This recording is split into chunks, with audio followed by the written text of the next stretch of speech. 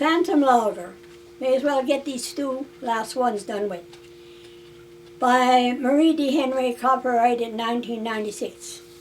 Everyone in the camp had heard the story of the Phantom Logger, but no one had actually seen the apparition as far as it was known.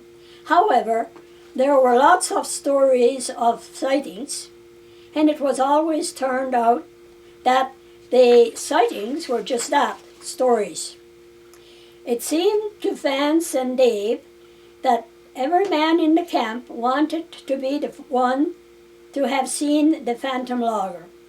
And because it was his and Dave's first winter in a logging camp, the men seemed more than eager to make the story all too real.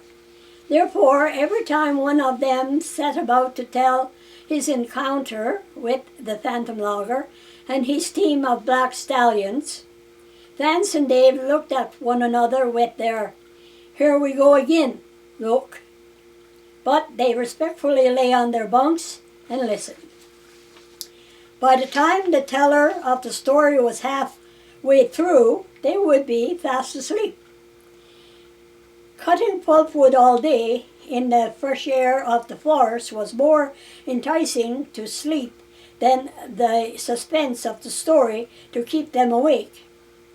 However, the older men in the camp did not seem to notice that their young listeners were no longer following their narrations and ended up telling the story to those who already claimed to have seen the ghost, or to the older men who had not and dismissed it as just a story.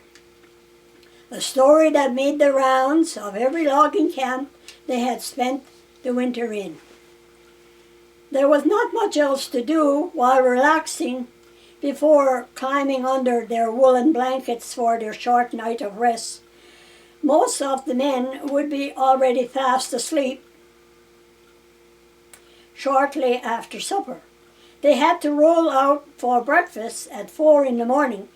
The horses had to be fed and harnessed before they had their own breakfast.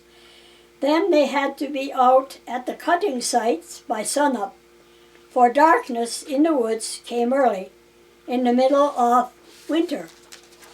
It got dark by 3 in the afternoon. To make any money, the men had to be out there and working by the time the sun climbed over the eastern horizon. The workers were paired off on the job, and Vance and Dave had requested that they be allowed to work together.